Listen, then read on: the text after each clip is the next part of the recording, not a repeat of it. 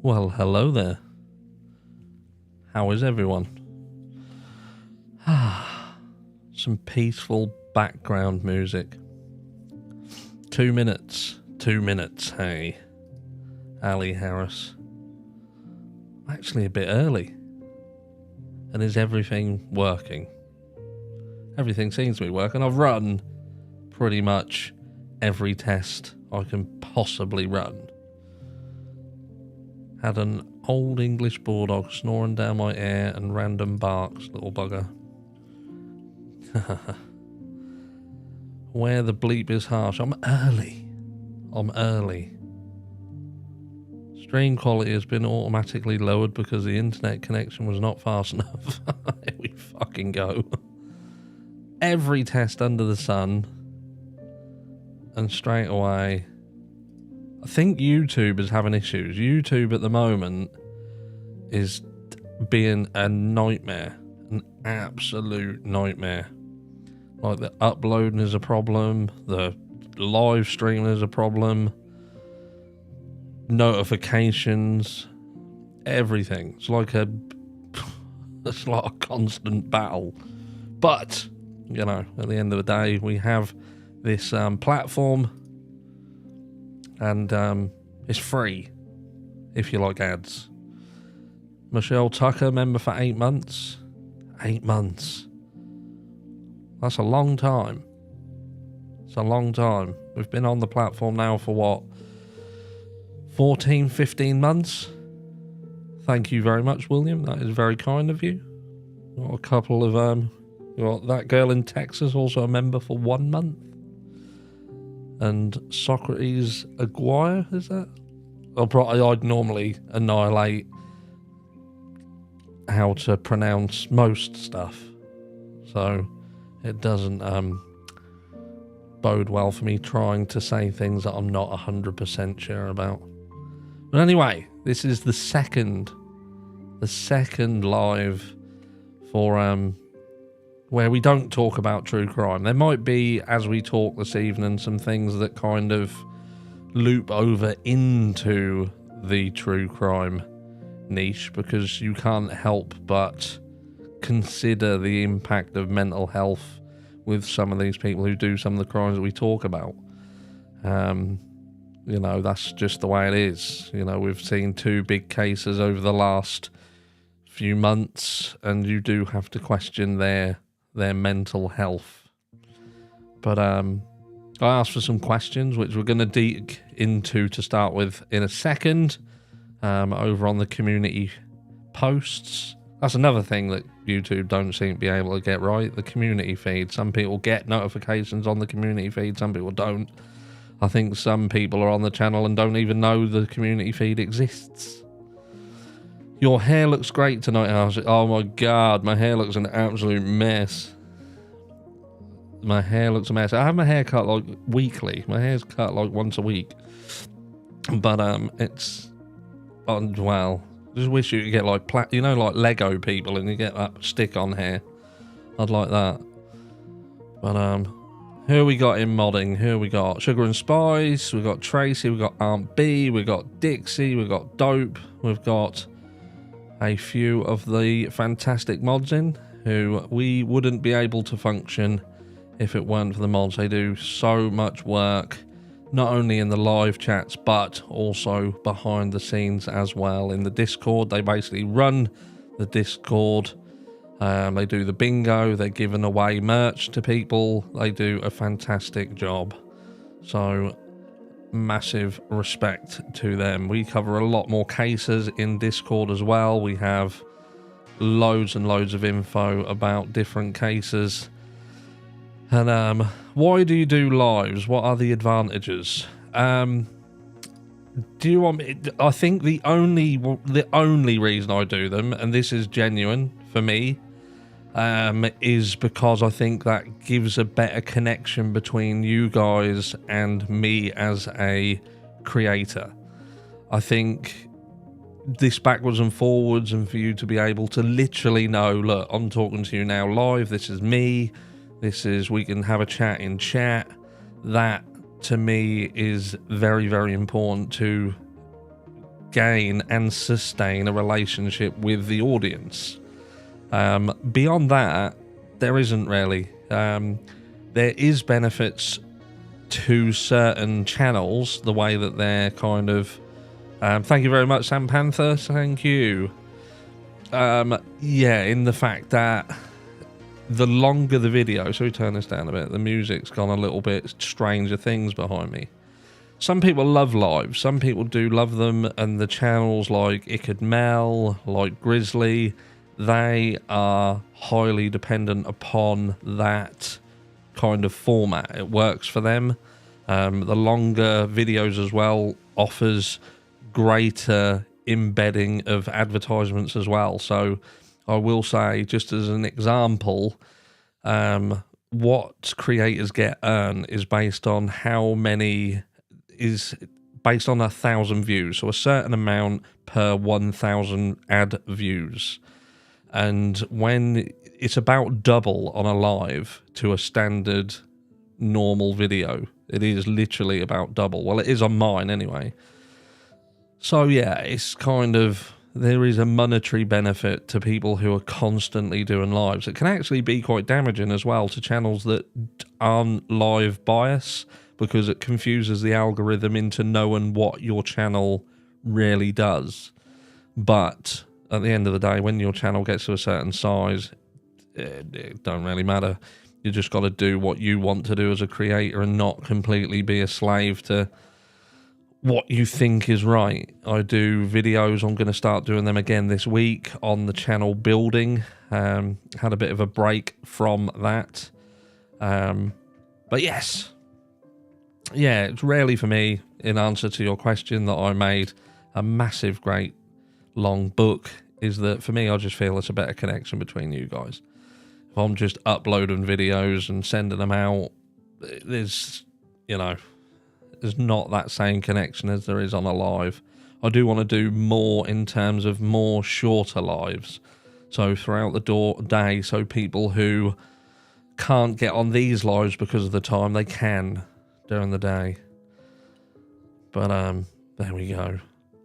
I come from a massive Irish family.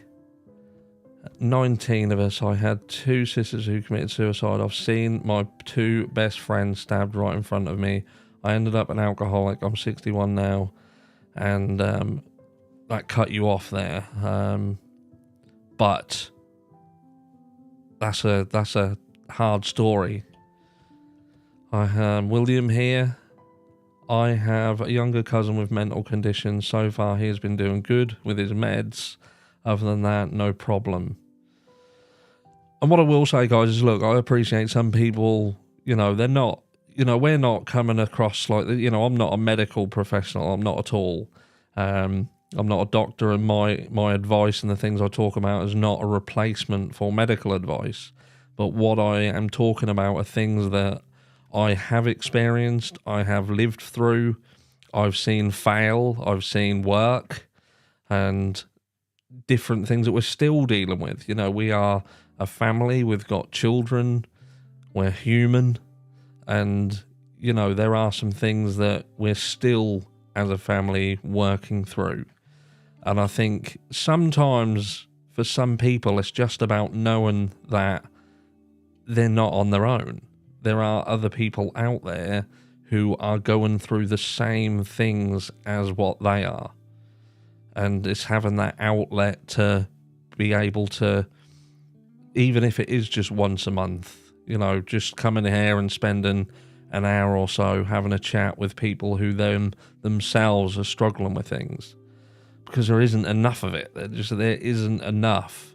And there's so much stigma around mental health, and this is why I put this on the screen here. The issues stem from the inability to accept variety and instead label. And I think that's right. We have to label everything. We have to give it a name. It's even when we, in the true crime niche, and we talk about murder, if someone's going to kill someone, then it's murder. But no, there's so many variations and so many labels to it that then convolutes it and gives people loopholes to get round it, when the be all and end all is they've killed someone, they've took someone's life. And it's the same with mental health. You know, there's people out there who will turn around and say mental health don't exist. And there's people who truly, their mentality is that there is no such thing as depression. And I think what it is that we are not all the same.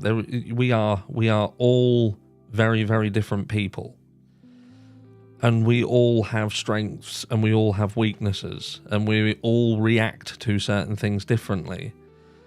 And what it is the sort, you can be a person who can be very, very resilient to a certain thing, but you have this weak spot, this thing that does affect you. And if it keeps being prodded and poked and enough pressure is applied in that exact place for a prolonged period of time, eventually it's going to crack and then you're going to have an issue.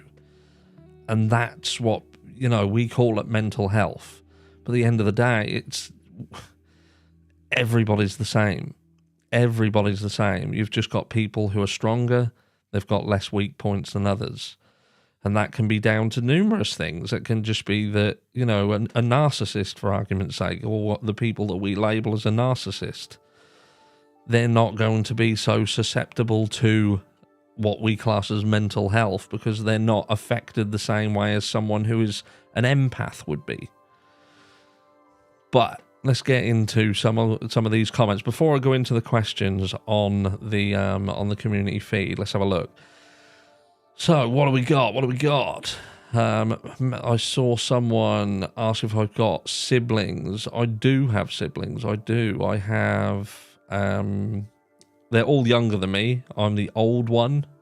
I have 2 brothers and 2 sisters. My next eldest brother is 6 years younger than me. Then I've got another one who I believe, how old's Joe? I think Joe is around 31, 32. Then I've got the 2 sisters who are a lot younger than me. Georgie and Harriet, and they're about 20 and 22, I think. See, I don't know. I don't know how old I am half the time. But yes. But what else have we got? Throw some things. We've got severe bipolar, depression, suicide, bank robber, all in our family. Oh gosh, harsh as a sibling. Let's picture that. Yeah, when I was younger, I was a bugger. I used to take time to get mud and file it into perfect circles so I could feed it to my brother as Maltesers. Because I found that funny. Do you have how many brothers and sisters? I have 4, Dixie. I have 4. 2 brothers, 2 sisters. Harsh mods and chats where I'm like, hi Ken. Hi Ken, we have another mod in the house. Ken, joining the pack. I was a psych nurse for many years, and people with psych disorders rarely do get treated poorly. It's very easy to mistreat things we don't understand, I think, isn't it? It's very, very easy. Harsh. I am an only child. Wish I had siblings. I think there's pros and cons to both. I do think there's pros and cons to both. Yeah, certainly, sisters. That can be quite interesting. And what have I put here? Let's say, look. Anything that is human is mentionable. Anything that is mentionable is manageable. When we can talk about our feelings, they become less overwhelming, less upsetting, and less scary. Who would say that that's true? I think that's what people struggle with, though. People struggle to talk. They struggle to talk. Do you ever have guests on your stream, Harsh Reality? I don't think I have. Someone else can probably tell me who's been around it for a while. I don't think I've ever had anyone on this channel. I don't think I have. Am I right with that? Dope, you've been around since pretty much the beginning. Have I had anybody? I wouldn't say I wouldn't ever. It's just, I think the people that some people want you to have on, I wouldn't want to have them on because I wouldn't want to give them a platform. Like people having Don Wells on their channel, and I just didn't want it. Didn't want it. What was he going to tell me that was going to be of any interest, apart from, are you going to come on here and tell me what happened to Summer? Where's Summer? No, then there's no point in talking to you. Myself and my children all suffer from various mental health issues. Let me just get rid of this out of the background so I can actually see. Various mental health issues. Depression, anxiety, CPTSD, BPD. It's exhausting as a mum to deal with my issues and that of my children who are all adults now. Yeah, definitely. Hey, Harsh is giveaways there. I'm going to be giving away the hoodie, by the way. The hoodie, the shawl neck hoodie, I'm going to give to someone in chat before we wrap up tonight. Someone won it. They had 24 hours to email me. It's now been, 72 hours, and they still haven't emailed me. So I'm going to give it to someone randomly in chat. So we're going to do that. That is not the one I'm wearing now. The other one with the thick ropes and the harsh I digress. That's the one. Okay, I'm a licensed health counsellor and like to provide insight, but okay, fair, harsh reality. I'm not saying I wouldn't have you on. I'm not saying I wouldn't have you on. I just want to have a good discussion with you beforehand. Because I like to do that. And so far, I've talked to people and they seem nutcases. So I wouldn't really want them, I wouldn't want them on there. I wouldn't want to put you through it. It's bad enough having to put up with me.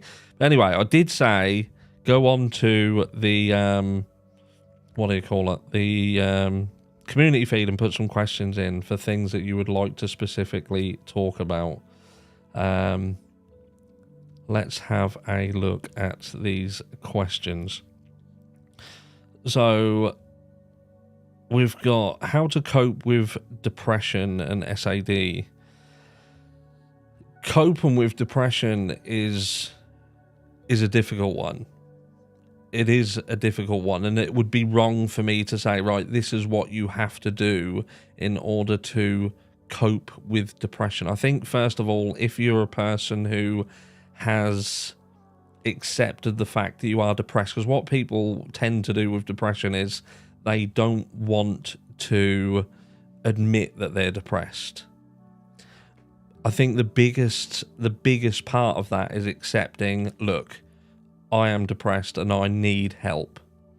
And then this admitting as to whether you've got someone around you, a support network that would be able to assist with it. And if you don't, then you seek professional help. There are counsellors out there who can help. To speak to a counsellor, depending on what the depression is about, there are some good counsellors. And that, to me, with regards to depression, that is probably the best advice that I can give, would be to seek help. And whether that is in being able to talk to a loved one or go and get professional help, that is the best thing for you to do with depression. How's Mrs. Harsh? Mrs. Harsh has got COVID for the third time. She had a dizzy spell a couple of days ago, didn't really think anything of it. She then had a dizzy spell, I think it was the night before last, or potentially last night, and ended up having to sit on the kitchen floor, didn't think anything of it. But then someone from her work messaged her today and said, I've just tested positive for COVID. The light bulb come on and said, I've got COVID. She done a test and she's got COVID. So yes, in response to that, yeah, she's all right, but yeah, she's got COVID. That does kind of hit her quite hard when she gets it. But yes, back to the depression. Yeah, seek professional help. Honestly, some things is about lifestyle and what is around you, but seek professional help with depression, because depression is kind of more of a warning shot. It's like a shot over the bow that something isn't right, and if it's left and if it's ignored, then that's just going to snowball. It's going to escalate, and it's going to potentially get worse. So honestly, go and talk to someone, and don't hide from it. Tackle it head on. But kudos if you've admitted that you are depressed. That's a huge step, and you should be proud of the fact that you can say, you know what, I am, because so many don't, and it's that reluctance to accept what's wrong. You know, that's the biggest problem, and whether that be because they're scared of telling people around them because of how they're going to get thought of. You know, there's so much of that, and again, because of the stigma, the stigma that is out there. But get help. Let's have a look. We've got curious about your thoughts, knowledge of adult ADHD diagnosis. Too many misdiagnosed adults unalive themselves after years of searching for answers and self-loathing. With regards to ADHD, I think there's a huge misunderstanding with ADHD. Now, Hayden, some of you who have been around the channel for a while, you'll have seen little Hayden. We do the sweet testing. I say sweet testing. I use that term lightly because some of it tastes rank. Yeah, Hayden, we believe, has ADHD. And potentially, to a degree, our middle girl as well. And yeah, I think there's a huge, like, they won't even, like, I don't know what it's like in the US, but in the UK, they won't even touch it.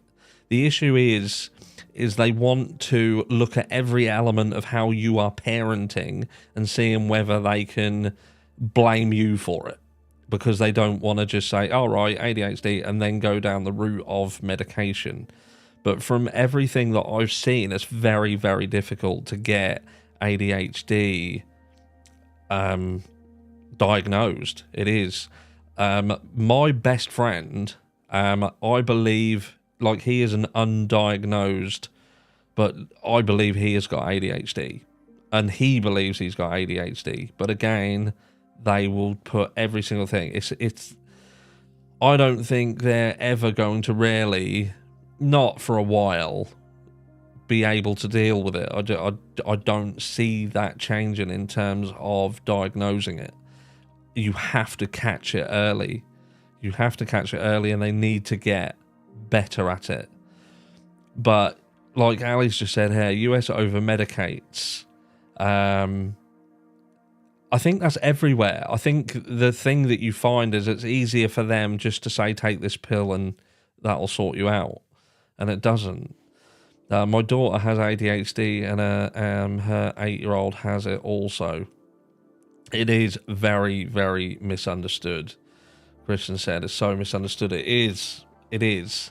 I think, like, people kind of think that means naughtiness. When you think of ADHD, people think, oh, it's naughty, it's things like this. But what we see, how we see that manifest in Hayden is, like, if we tell him to go and do something, like, it can be something very simple. It can be go and grab a top from upstairs or go and get a pair of shoes. That is not going to happen, because he will get distracted by 50 million other things by the time he gets home back. Do you know what I mean? It's difficult. It's difficult.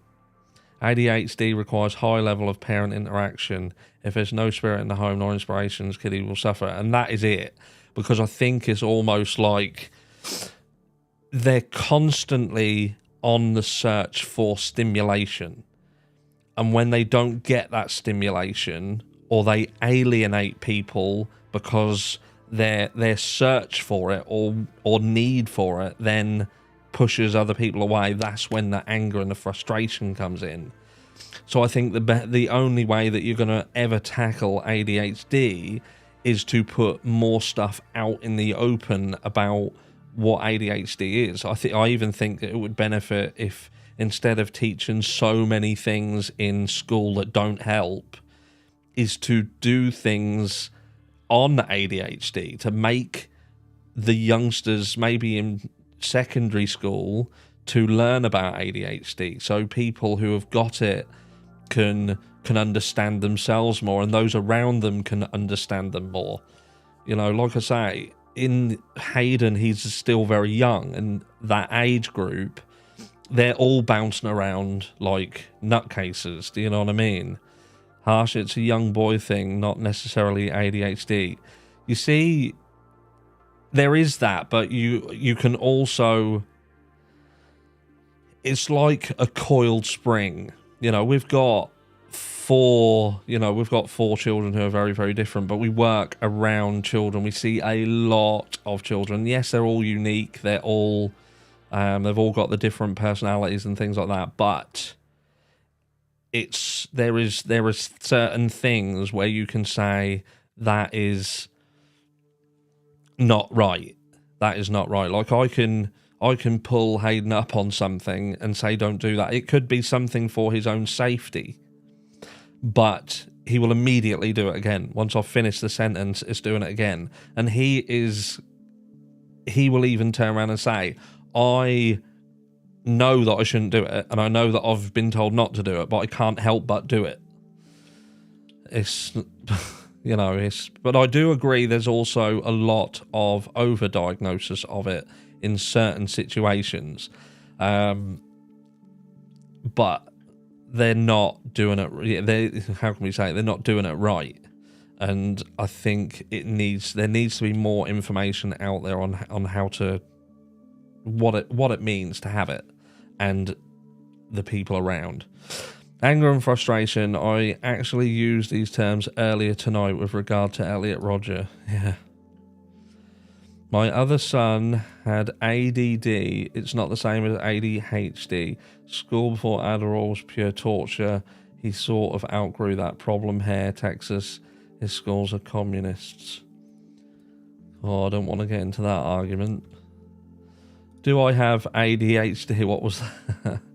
Do I have ADHD? I'm just exactly like that every day, and I also sometimes have a problem leaving the house, to be honest with you. Doctor gave meds for this. It could be. Again, I'm not a doctor, so this isn't a diagnosis, but you know, it's it's misunderstood. It's hugely misunderstood, but the biggest difficulty is it's not understood by those around the sufferer, and whether that be their friends or their ex-friends who they alienate. But I don't really know what the answer to, apart from making people more aware of it. But that isn't going to be an easy one. It's not going to be an easy one at all.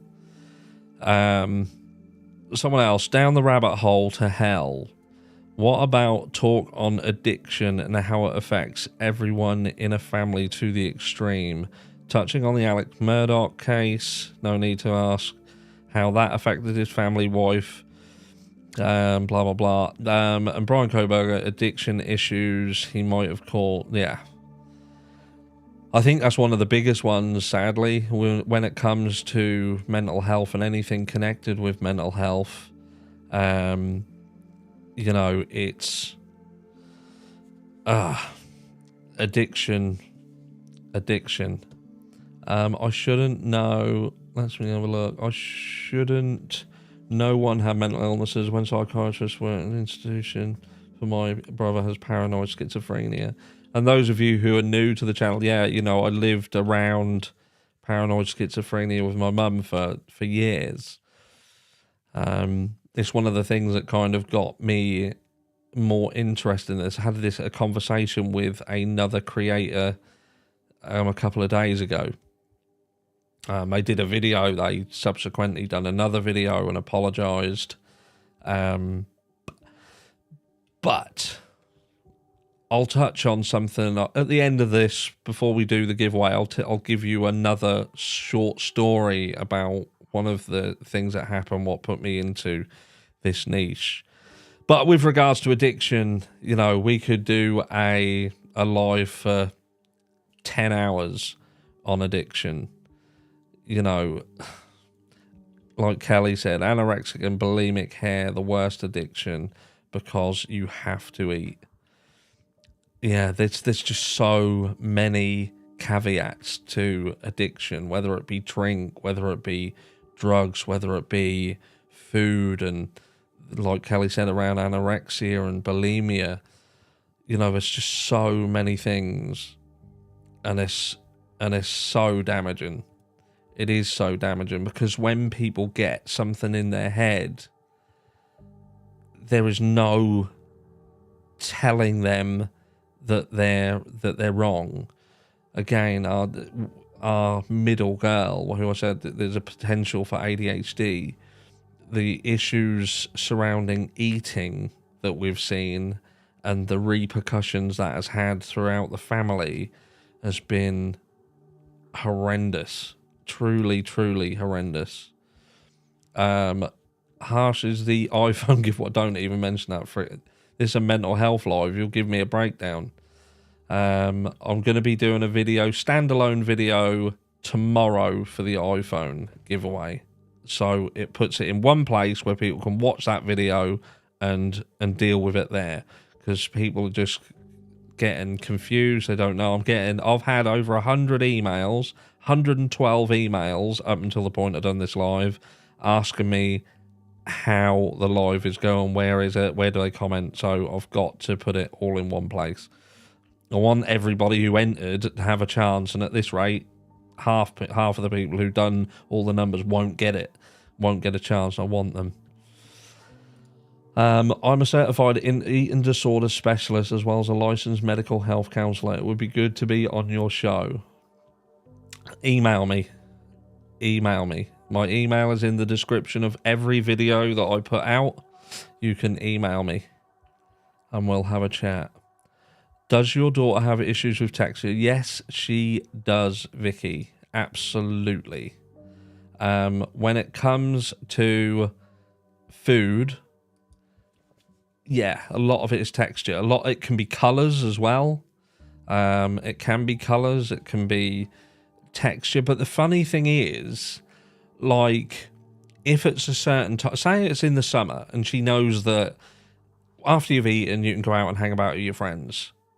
She will smash anything you put in front of her. Absolutely anything. Won't think twice about it. First one to eat. First one to sit down, eat it, done.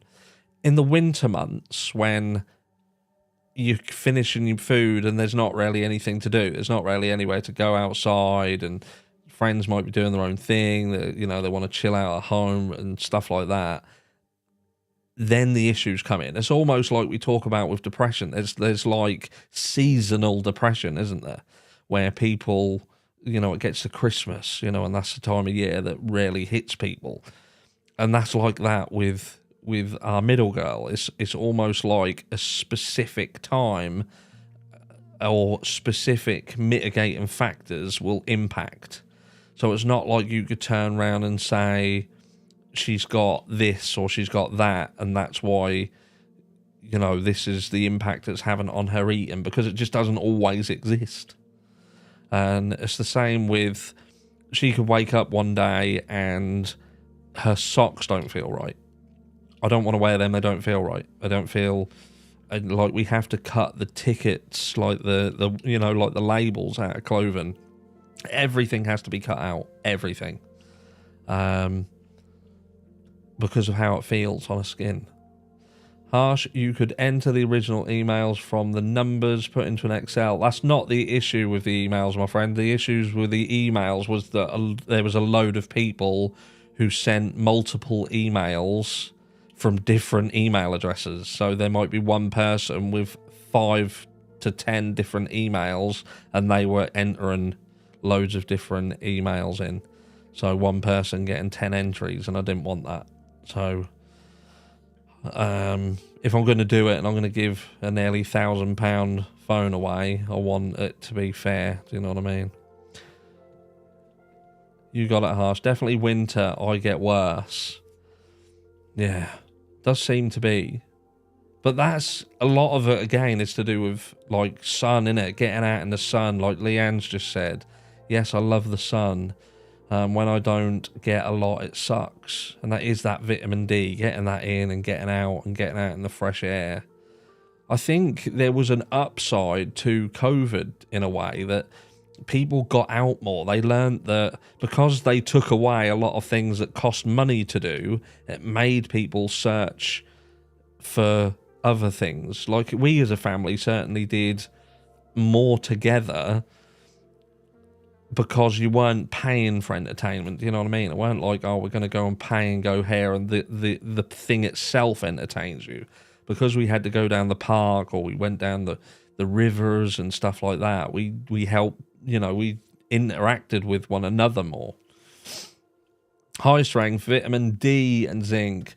I've not had a cold for 2+ years, and I have the worst immune system. Yeah, do you know what I mean? It's, I have been to the doctors. I am 43 years old, and for my own health, I've been to the doctors twice in my entire life. I'm at 42, and yeah, twice in my entire life. And my father, he is, what, 62? Sadly, he's still alive. But I think he's been to the doctors once. So, yeah, we don't really, I personally don't have a lot of issues, which you think, when you think back to the fact that my mum suffered from mental health, that has not impacted me at all, you know, even though they claim that schizophrenia to a degree is hereditary. I've had no issues, but the living with that has impacted certain elements of my life. It has impacted my mentality with certain things, but we'll talk about that on another live, because I think we could do a live about that on its own, about how mental health impacts people around people who have mental health issues.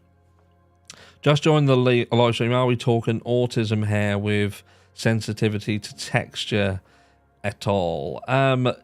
I think one of the biggest things is sensory processing disorders, things like that.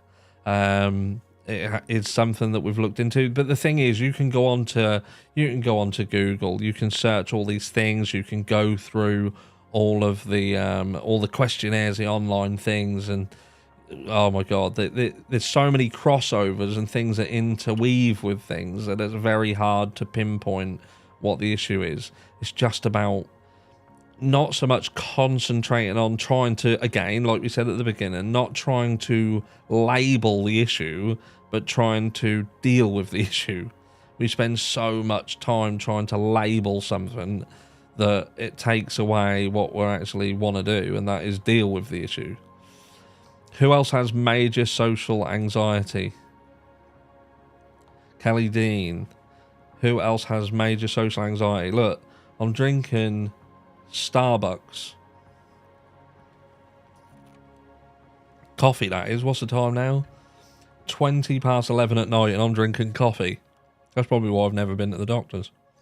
I'm going to leave. I was hoping Harsh could help with my JB Gunner issue, but it's being ignored, and this is just depressing me. What is your JB Gunner issue? Sadly, my chat moves different. I've got two lines of chat. I've got the back end of the live stream over here, and then I've got something else over here. So I don't know what issue you've got with JB Gunner. Obviously, JB Gunner is the person who done a video about me, and then he done another video to apologise. I think he meant well. Some of the comments he said, certainly. But we'll see if that person comes back. If we've missed them, then I do apologise. Can't keep an eye on everybody. I spent 14 years fighting to get help for my kids all the way to the courts. Trying to get help for children is hard. Very, very hard.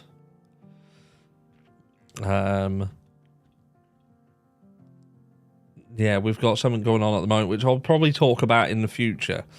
But it just shows that the system, and when we've, some of those of you who have been around the channel for a while, we've covered cases like Star Hobson, Arthur Lavinia Hughes. These were the most recent big cases in the UK with regards to children and the system failing. And oh my God, this is so bad. It's still bad. Yeah, it's bad. I have this too. Are you on meds?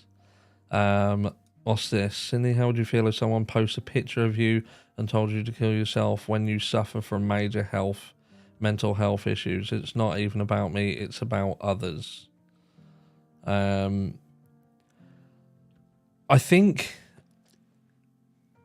what Cindy is messy. Is this the issue that you've got with JB Gunner? Was that the same person who said about JB Gunner?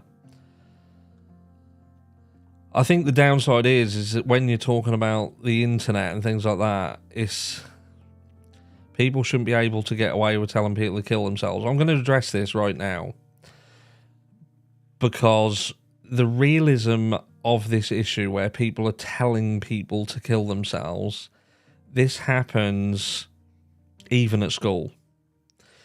Even at, again, our children have come back and physically said that people have told them to do that.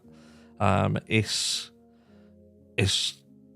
horrible, but things happen. I think what people have got to try to do is understand that people can't upset you without your permission to be upset. Do you know what I mean? It's like, what's that? Toilet passes. What's all that about? Are they purposely trying to upset children? Oh my God! Don't even get me started on that. It's absolutely fucking ridiculous in this country. The schools at the moment. It's, oh my God. Harsh, you have many trolls tonight. So eyes wide open. We'll get them. We get them. Don't worry. We don't care. Let them crack on. Yeah, this issues in schools, it's horrendous. It's really nasty. Children at the moment are a different breed. That is, they are a different breed. But the schools are not helping. The schools are not helping. This toilet situation and this uniforms. Like, your trousers have got to be a certain length. It can't be this, it can't be that. The knees have got... Oh, my God. It's ridiculous. It's getting out of control. Out of control. But then our girls will come home and they'll be like, well, we're getting told we can't do this, we can't do that, we can't have this, we can't have that. You've got to wear this, you've got to wear that. But then you've got girls walking around with their nails done and massively long. They've got earrings in. They've got rings on every finger. And, you know what I mean? It's insanity. It's a blatant violation of YouTube. YouTube doesn't really have rules. They like to give the impression that they do, but the reality is that they don't. They can demonetize and obviously cut down the advertising revenue element of a channel. But if a channel is unmonetized, then YouTube don't really care. They don't really care. That's the reality of it, I'm afraid. It seems she was pressuring you, Harsh. I did not like that. So do not worry. Do not worry. People get upset, you know, and I can see why people get upset. I do. There's a lot of rancid stuff on social media. The only thing you can do if it starts to get to you is detox from it. Remove yourself from the equation. And sometimes that is the best thing to do. I will say that. Sometimes you have got to remove yourself from a situation. If it's getting upsetting, if it's starting to affect your mental health, then get away from it, because you're not going to stop it. I will tell you that. You're not going to stop it. And I said to someone the other day, what a lot of people do, and this is a good bit of advice for you, stop banging your head against a wall trying to turn it into a door, because it ain't going to happen. Some things are just going to stay around, and if it starts to affect you, get yourself out of it. What do we got? Some people obviously just saying about the fact that they can't reach the lives because of the timing, which I get that. I'm going to try and do them different times. Hello, Harsh. This is from Tracy. Hello, Harsh. Yes, you do you have any suggestions how to shake this feeling of being alone? Even though I'm surrounded by people who love me, normal things aren't working. I just feel as if I will explode, and I'm not sure why. I don't know. Looking forward to the live as usual.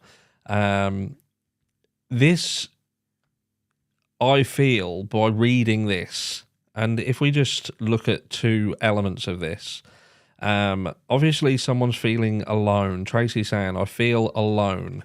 And then a little bit further on, I just feel as if I will explode.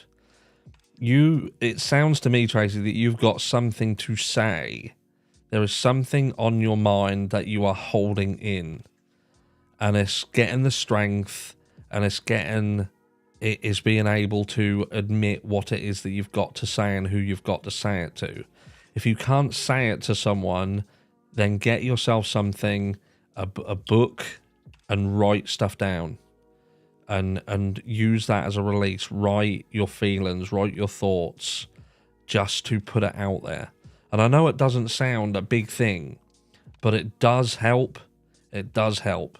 We hold so much in, and it does. And it always, I say always, a lot of the time it does stem from, like Ken's just said, that comment you just read reminds me of a time in my life I felt like a ghost in a house full of people. It wasn't very nice at all.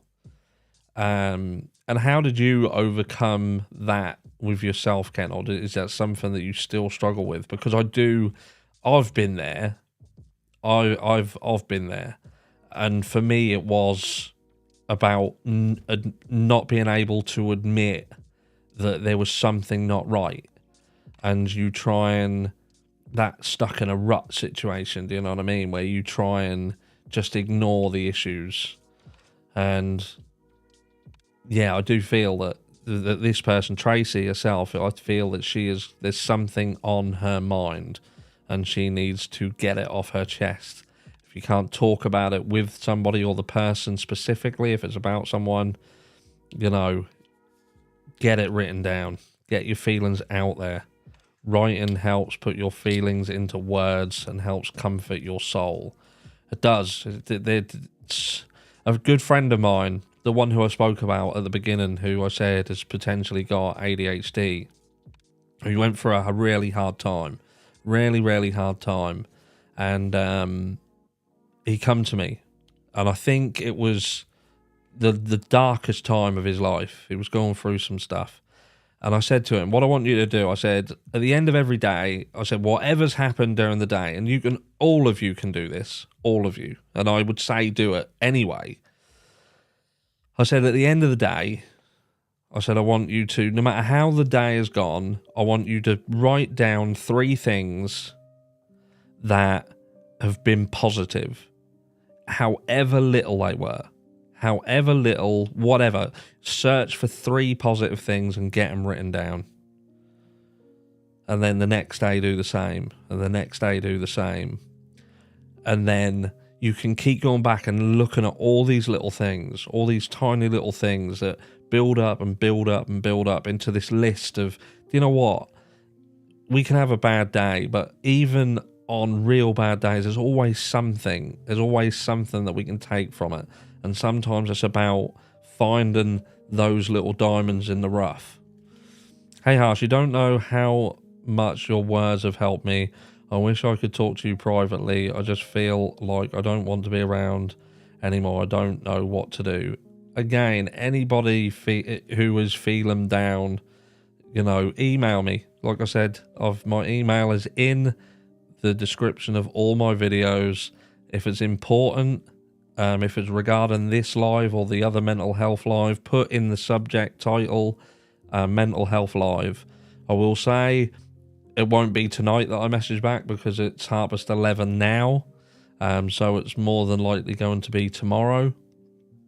But certainly if you've got anything you want to say, but again, from an immediate perspective, if you're feeling that bad, speak to someone, whoever it is, speak to someone.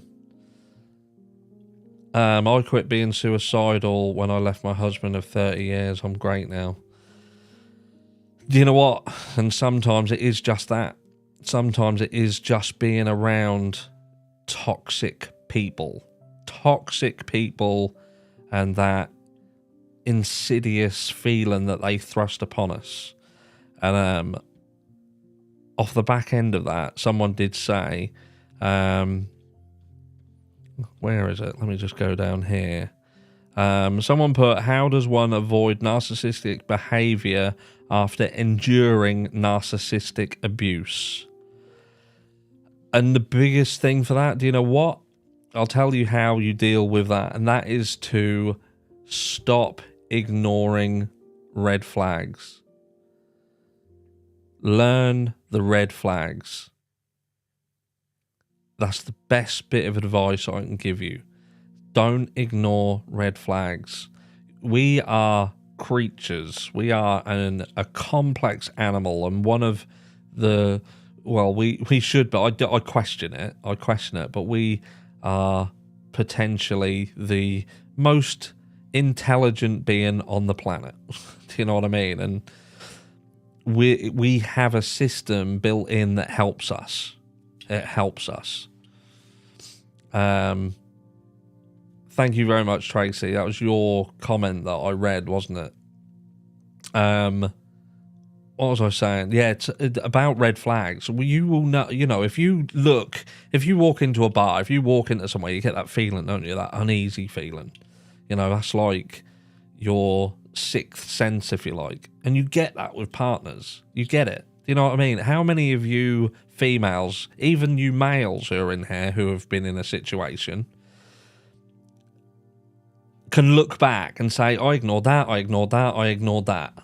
Like Ken, what did Ken say here? It was a toxic person that brought a lot of it on me too. Great advice, thank you, man. Yeah, and you know what? How I got out of my version of that, Ken, I had to walk away from the whole lot. Walked away from the relationship I was in, I walked away from the job, walked away from the whole lot. And that's something I'm going to speak briefly on at the end of this live. Spidey sensors, that's it. Challenge the narcissistic person. The difference is, and these are the two things you have got to be very aware of.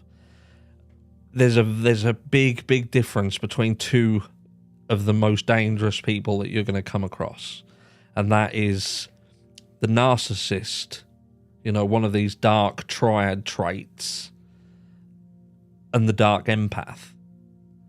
Because on one hand, you've got the narcissist who are quite easy to spot. You've just got to admit that there's a problem. There's a red flag, and stop sticking your head in the sand. Deal with it.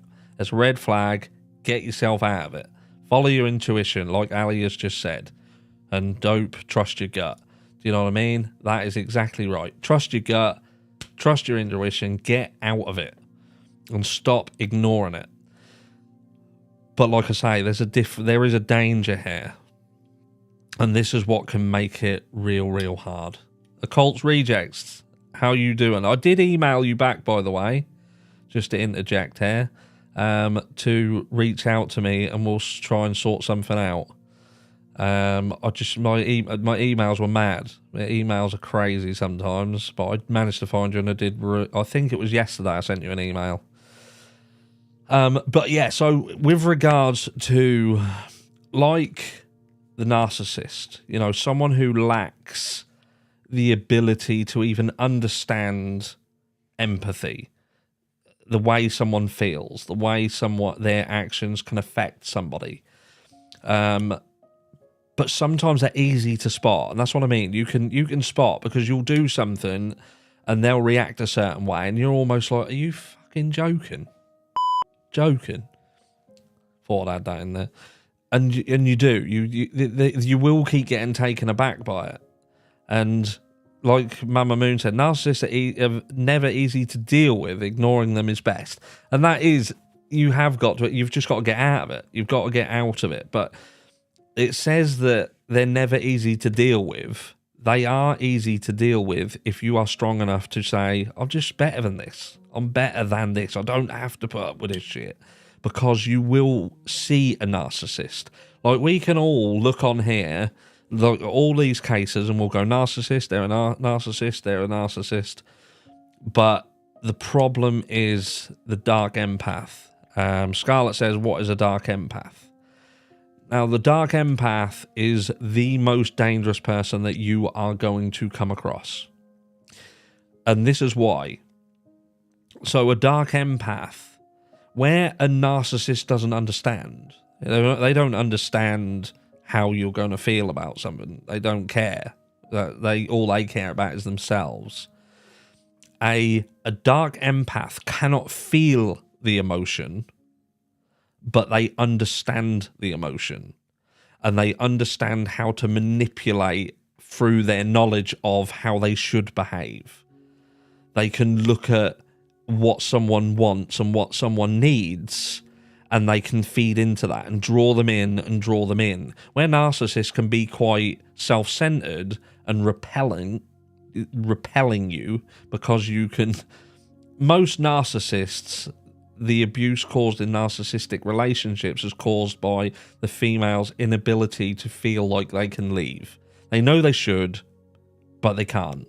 And there'll be reasons for that. It might be to do with money, it might be to do with children, it might be to do with the fact that they've alienated every fucking person around them for this person that they feel they've got no one to go to anymore, and that's why they feel that they cannot leave, but they're very aware that they should. But like I say, a dark empath, they will damage you because you don't understand that you've got to get away from them. And the closer they can pull you in, the more they can damage, because they're the people who can hurt you the most, the people who can get the closest to you. So when you've got someone who doesn't understand emotion, they don't understand how you should feel, they don't understand what hurt or pain is, a dark empath does. They can't feel it themselves, they're not affected by it, but they can mimic it. And yeah, it's very scary. Wow, you're describing my ex-husband. And, you know, people, if you're aware of something, if you know about something, it's easier for you to understand. But yeah, it's beware of those people. Dark empaths, beware of them. I know in chat we're getting some people who have got what's a dark empath. That's because they're watching behind, because I've got live chat running. They're actually behind where we are, so the chat's live, but what they're watching on screen isn't live. So where Heidi is, hello Heidi, you'll catch up, and I do cover that. Ghost the Narcissist Run. Always remember, you are not alone. You are not suffering some... I had someone I have never met, lives in the UK, has been through what I'm going through and reached out to me. We are here. That's absolutely right. I actually put this, look, and that is, you are not alone. You are seen. We are with you. And, you know, that's what it's about. It's having someone that you can talk to. You know that you can, like I say, we're gonna be doing these on a monthly basis. We're going to be talking about different things. I'm talking about, but a lot of you are saying trust your gut always, and it's easy for us on the outside to say it, and I get that. Do you know what I mean? I know it's very easy for us to say you must do this, you must do that, but it's very, very hard for the person who's in the relationship, who has alienated their family, they have alienated their friends, they've perhaps cut themselves off from work, so they're financially dependent upon that person. But I implore you, reach out to someone and get out of it. Get out of that relationship. Because in the end, you're going to have to. In the end, you're going to have to. That is as simple as that. You're either going to break or you're going to run. So run early. You know, that's what you got to do. You know, just get out of it. Get out of it. Trust your gut and get out of it. And if you almost have a checklist, that sounds bad, but know who you're getting involved in. Don't leap into things. Don't leap into things. Buddy and Spiffy, Harsh, I'm so happy you are doing shows and giving back to help. I was 12 when my sister attempted suicide. We'll say I heard, found out, and called 911. Fast forward 40 years. Yeah. Some people don't make it out. Some people don't make it out. And I'll pick somebody. Let's give away this hoodie, and then I'm going to give you this last story before we go.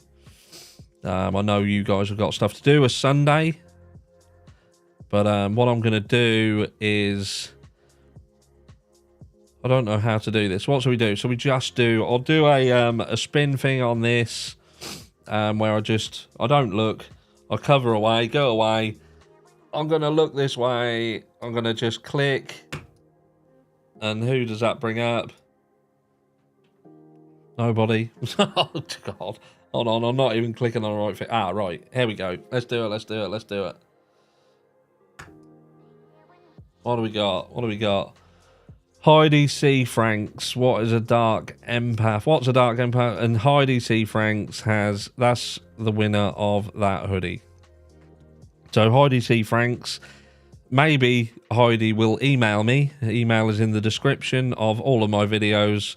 Email me within 24 hours and let me know, and I will get it sent out. I'm going to give an item of merch away, but by the way, on every one of these. Every single one of these mental health live streams, I'm going to give an item of merch away. Once a month. We're not selling it anymore. You can't buy it. The only way you can get the merch now is via the bingo and through these lives. So that is it. Like I say, I'm not selling it no more. But there you go. So look, a story. Some of you who are members, you've probably heard this story. And this is one of the stories. This is one of the stories that got me onto this platform. Because before I came onto YouTube and done all this, I was in, the last job that I had was in retail management. I worked for, some of you guys who are from the UK will have heard of the company DFS Furniture. And I was a manager for DFS Furniture. And that was what I did. I was there for over a decade. Before I did that, I was in electronics. So I'm a qualified electronics engineer. I worked with a good friend of mine with his family. And yeah, so I'd done that for many years, but I got fed up of that and didn't do it anymore. And actually, when I left school, I wanted to do something completely different. I've got a degree in psychology, but I went into electronics. And then I went into retail management. But what happened? There was a series of things that happened that put me basically in a situation where I thought, things have got to change. I'd lost my best friend. I know what he'd done. He'd struggled for some time, and he had an accident on a motorcycle with a lorry. And he was my youngest daughter's godfather. And he actually was killed on her birthday. So that's my best friend, the godfather to my youngest, and he dies on her birthday. So we have his funeral, and 3 weeks later, something else happens. But I'm going to give you a little bit of a backstory first. So, in retail management for DFS Furniture, and the store that I run, we do deliveries. And we have... Thank you so much, Catherine. That is very, very kind of you. Thank you. And we have our own vans, we have our own lorries, but around Christmas, around busy times, we have these people come in and help us. They come and do deliveries for us. I know them very well. I've known them, built up, I've known them for years. And one person in particular used to work for us. He'd come in. I knew the bloke who owned it. I'm still friends with him. But one of the workers, Darren, his name was, he would be the person who was sent in to help. And he was an awesome guy. Do you know what I mean? But my mate who owned this company, he didn't pay him very well. Do you know what I mean? He didn't pay very well. They were lackeys. They just came in. They done the donkey work. They'd go out on deliveries. But he paid him, but not a lot. It is what it is. So we then moved the store, and I took on a mini distribution center. So we was going to start doing a lot more deliveries, covering a bigger area, and I'd been given a brand new warehouse and told, get some more staff in, get people in. And Darren come to me and he said, look, I would love the chance to come in and work. I'd love to work with you. Can I come in? And I said, of course I can. I'll see what I can do. I can see. The work. The job. I know. And he come to me and he broke down in tears and he said, "Look," he said, "I need the money." He said, "I'm going to be honest. I need the money. We struggle. We got children. We're struggling with the bills. We're doing this. It's hard. It's hard. And this would change my life because it was good money for the UK. It was good money for those of you who work in the UK. You're talking about going from earning 60 quid a day, cash in hand, to earning £27,000 a year. So that's the difference. It was a life-changing amount of money for him.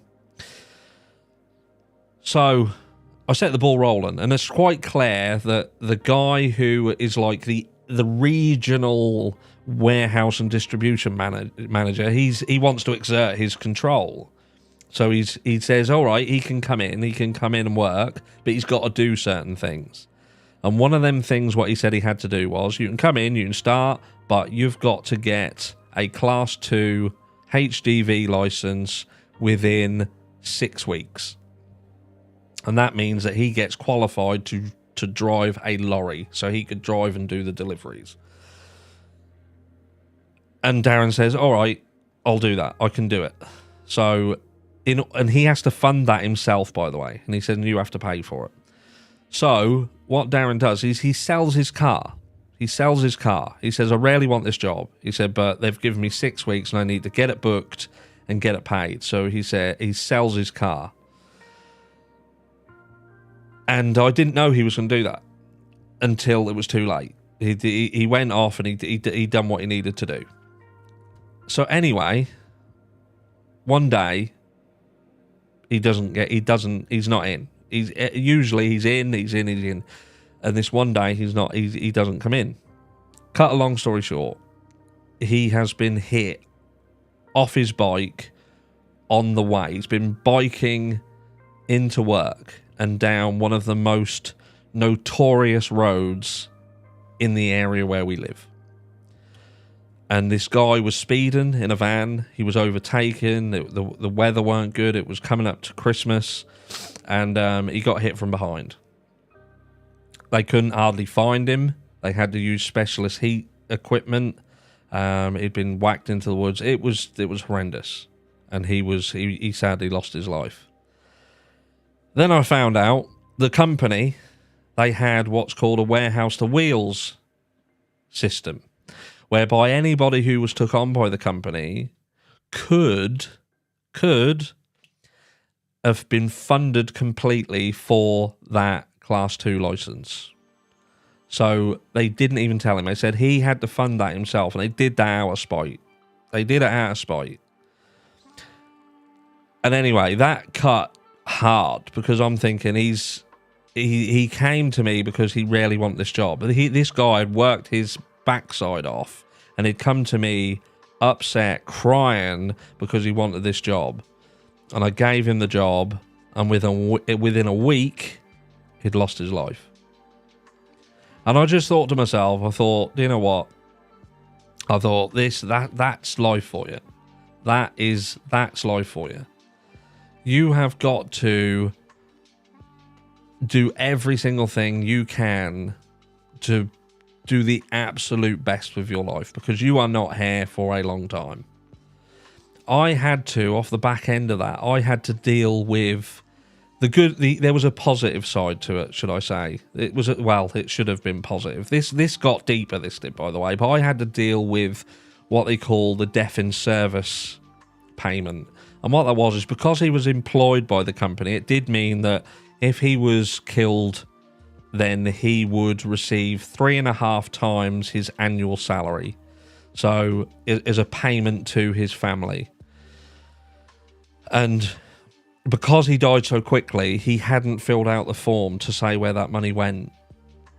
And it ended up going to a girlfriend who was cheating on him, and his little girl who he left behind got nothing. And that was me done. I got out of I walked out of the company, walked away and never looked back. And I said, you know what? I want to do something that genuinely helps people, that actually talks to people. We talk about things, and we raise awareness and try and help people, because I'm tired of people getting shit on. I'm tired of people just being hurt, being shit on, their life being trampled all over. And I started this channel. We've been doing videos now for just over a year, and we've grown to, 50-something thousand subscribers. I don't know how many, 50-something thousand. And, you guys on this channel that have helped grow it are absolutely amazing. We get some dickheads, do you know what I mean? But for the most part,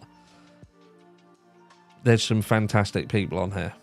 And it's been a pleasure getting to know a lot of you. I've tried to get into the chat as much as I can, trying to get as much as I can, trying to talk to as many people as I can, just to find out who you are. I think you was my neighbour in the 80s, Harsh. I'd be interested to know where you lived in the 80s. I was born in 1980. But, we are here. We've had a chat. And we're going to do this, like I say, once a month. We're going to do it. And it's just about having a chat and talking and knowing you guys that, like I say up there, you're not alone. You're seen, and we are here. Do you know what I mean? We're with you. And we'll end with Buddy and Spiffy. Harsh, I lost the person I dated on his birthday. Motorcycle loss on his BD. Does it mean birthday? Lost my partner from work. I'm retired law enforcement. His stepson murdered him after we got off work. Just need to shut up now. Oh, I'm crying. Bless you. But if there is anything else you would like to say before we go, is there anyone who has got anything they would like to share with anyone? What an awful company to work. Yeah, it's horrendous. I've got a lot of stories, guys. A lot of stories. There's a lot of stuff. And we've all got stories, and it's about being able to talk about them, being able to share them. And You know, and that's what we will in time. And the more people become more comfortable with talking, hopefully will be a nice conduit for people to actually have a chat. And thank you for being here, Ken. That was good to speak to you, my friend. You've been around the channel for a while. You are appreciated.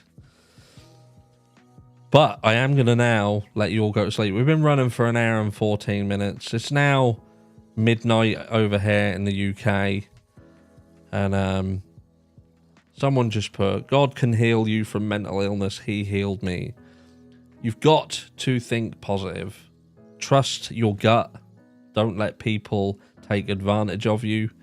If there are people around you who are toxic, if you can, remove yourself from that. Remember that there are people that you can talk to. You are not ever going through anything on your own. And don't feel bad about not feeling 100%. Because I'm telling you now, for the most part, there aren't many people who are walking through this life feeling right. There's just a lot of people who are very good at hiding the fact that they're not. Don't be one of them people who lives their life too afraid to say when they don't feel right. But that is absolutely everything. And that is me done. That is everything. We've had some music in the background. We've had a chat. And remember, y'all are my babies.